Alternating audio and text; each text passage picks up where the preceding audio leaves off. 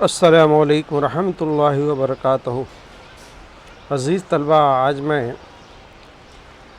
نہم جماعت کی جغرافیہ سبق نمبر 4 سمندری فرش کی بناوٹ اوشن فلور لے کے حاضر ہوا ہوں۔ اس کے پہلے ہم نے کئی سبق کے ویڈیوز، سوال جواب کے ویڈیوز روانہ کیے تھے۔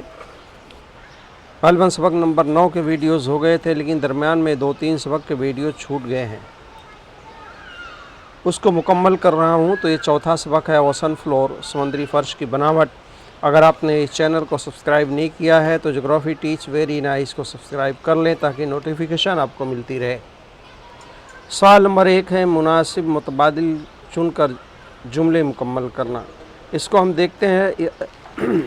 بعد میں ایک اور گزارش ہے آپ سے یہ کہ نویں جماعت جغرافیہ کا ٹیلی گرام لنک کی بھی ڈسکرپشن باکس میں اس کی لنک دی گئی ہے، آپ اس کو جوائن کر لیں تاکہ تمام سوال و جواب اور لنک کی ویڈیو آپ کو ایک ساتھ ٹیلی گرام گروپ پر مل سکے۔ ٹیلی گرام گروپ کی اور تمام ویڈیوز کی لنک اس میں دی جائے گی ڈسکرپشن باکس میں۔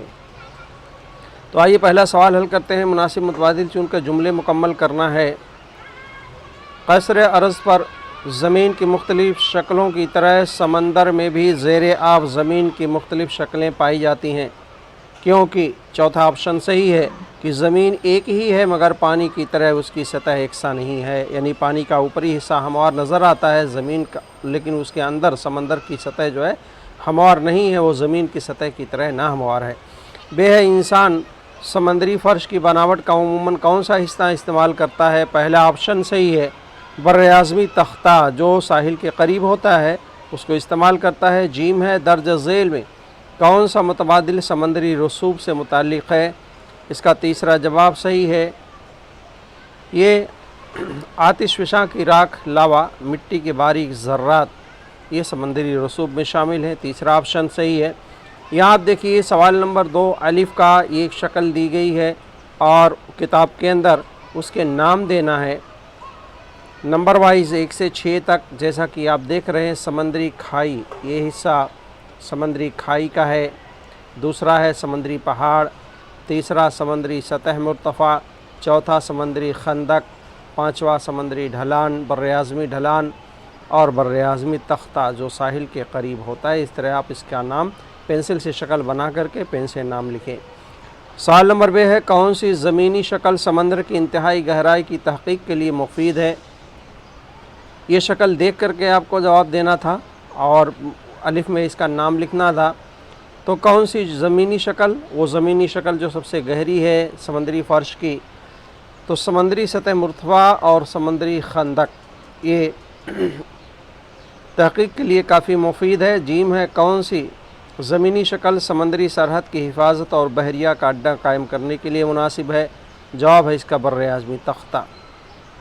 جغرافیائی وجوہات کے سوال دیکھتے ہیں۔ سوال نمبر 3 ہے الف سمندری فرش کی بناوٹ کا مطالعہ انسان کے لیے مفید ہے، یعنی سمندری فرش کی بناوٹ انسانوں کے لیے بہت ہی اہم کیوں ہے؟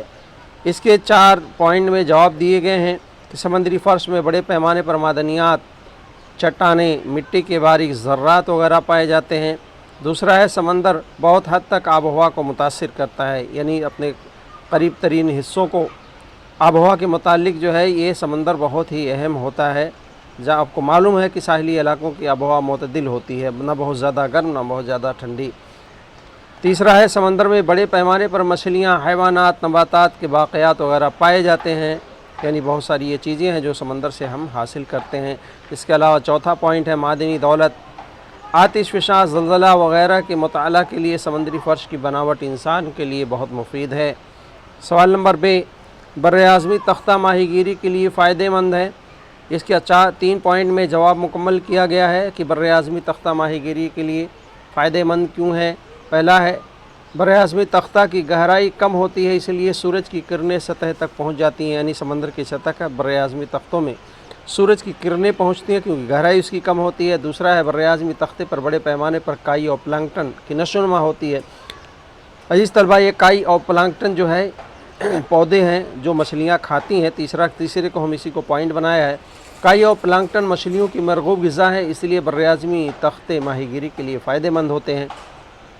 سوال نمبر جیم بعض समंदरी जज़ायर समंदरी पहाड़ी सिलसिलों की चोटियाँ हैं। 3 हिस्सों में इसका जवाब 3 पॉइंट में मुकम्मल किया गया है। पहला पॉइंट है समंदरी फ़र्श भी ज़मीन की सतह की तरह हमवार नहीं है। यहाँ हज़ारों मीटर बुलंद पहाड़ी सिलसिले होते हैं जो पानी में डूबे रहते हैं। दूसरा, बाज़ मकामात पर समंदरी पहाड़ों की चोटियाँ पानी की सतह के ऊपर आ जाती हैं जो जज़ीरा कहलाते हैं, यानी जज़ीरा वो है जो चारों तरफ पानी से घिरा हो। दरअसल समंदर में डूबे हुए पहाड़ों की चोटियाँ होती हैं। तीसरा पॉइंट, समंदरी जज़ायर दरअसल डूबे हुए पहाड़ों के हिस्से होते हैं, इसलिए बाज़ समंदरी जज़ायर समंदरी पहाड़ी सिलसिलों की चोटियाँ हैं। सवाल नंबर दाल है, बर्र-ए-आज़मी ढलान को बर्र-ए-आज़मों की सरहदी ख़त माना जाता है। 3 पॉइंट में इसका जवाब मुकम्मल किया गया है। पहला पॉइंट है बर्र-ए-आज़मी तख्ते के बाद बर्र-ए-आज़मी ढलान शुरू होती है, यानी बर्र-ए-आज़मी तख्ता ख़त्म होगा, वहाँ से बर्र-ए-आज़मी ढलान शुरू होगी। दूसरा है बर्र-ए-आज़मी ढलान की सरहद के बाद गहरे समंदरी मैदान होते हैं। आप शक्ल में देख लेंगे, ये बात समझ में आ जाएगी। तीसरा पॉइंट है इसलिए बर्र-ए-आज़मी ढलान को बर्र-ए-आज़मों का सरहदी ख़त माना जाता है। सवाल नंबर है इंसानों के ज़रिए समंदर में फेंकी गई गैर ज़रूरी अशिया माहौल की आलूदगी के लिए मुज़िर है।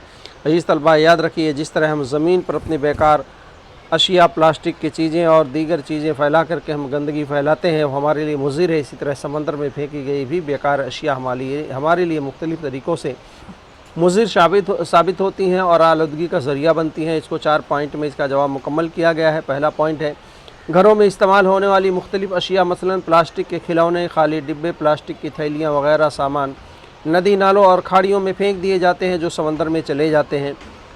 दूसरा पॉइंट है इन अशिया में कभी ना तहलील होने वाले मादे, कीमियाई जुज़ वगैरह शामिल होते हैं, जैसे प्लास्टिक की थैलियाँ हैं, प्लास्टिक के सामान है, खिलौने वगैरह। ये पानी के अंदर कभी तहलील नहीं होंगे, ख़त्म नहीं होंगे, बल्कि वो बाक़ी रहेंगे। और बहुत सारे ऐसे कीमियाई मादे भी हैं जो पानी में शामिल हो जाते हैं। तीसरा पॉइंट, इन अशिया से आबी आलूदगी में इजाफ़ा होता है और समंदरी नबातात और हैवानात की तबाही होती है, यानी वो समंदरी हैवानात नबातात के लिए नुकसानदेह होते हैं। चौथा, इसलिए इंसानों के ज़रिए समंदर में फेंकी गई गैर ज़रूरी अशिया माहौल की आलूदगी का सबब बनती हैं। इसी तरह सवाल नंबर 4 है, पेज नंबर 27 की शक्ल पर मबनी सवालात हैं। यहाँ शक्ल मैंने नहीं दिया है, आप अपनी किताब पर वो शक्ल देख लें। पेज नंबर 27 पर वो शक्ल आप देख लें। इस साल लॉकडाउन की सिचुएशन में ये हिस्सा तो ड्रॉप किया गया है, लेकिन आइंदा के लिए आप जो है ये हमेशा के लिए ड्रॉप नहीं हुआ, आइंदा के लिए पढ़ा जाएगा। तो आइए उसका जवाब भी देख लेते हैं। पहली शक्ल के मुतालिक पूछा गया था कि ये शक्ल कौन सी है, तो जज़ीरा है। इसी तरह दूसरा सवाल नंबर बे है, जिसका जवाब है श्रीलंका एशिया के करीब, मेडागास्कर अफ्रीका के करीब है। वो जज़ीरों को पूछा गया था कहाँ पर, किस इलाकों के करीब हैं। तीसरा सवाल है अंडमान निकोबार जज़ायर, तीसरे का जवाब। डायरेक्ट मैंने जवाब बताया है। सवाल और नक्शा दोनों आप किताब के अंदर देख लें, पेज नंबर 27 पर सबक नंबर 4 में मौजूद है। अजीज़ तलबा, अगर आपने इस चैनल को सब्सक्राइब ना किया हो तो ज्योग्राफी टीच वेरी नाइस, इस चैनल को सब्सक्राइब कर लें। 8वीं 9वीं जमात के तमाम लिंक्स, सवाल जवाब के वीडियोज़ इस पर मौजूद हैं। साथ ही साथ अगर आप इसमें दिए गए टेलीग्राम ग्रुप को भी ज्वाइन करते हैं, नहुम जमात का टेलीग्राम ग्रुप है, तो आप उसमें नोट्स, PDF और दीगर मवाद आपको एक साथ दस्तयाब हो जाएगा। अज़ीज़ तलबा, इस तरह से हमने इस सबक को मुकम्मल करने की कोशिश की है।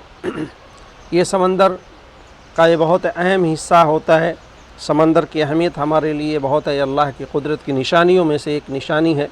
आप इस सबक को पढ़ेंगे तो अल्लाह की कुदरत का ज़ुहूर हमारे सामने आएगा और अल्लाह की वहदानियत का जो है, अल्लाह की कुदरत का ज़ुहूर होगा। अस्सलामु अलैकुम रहमतुल्लाहि व बरकातुहू।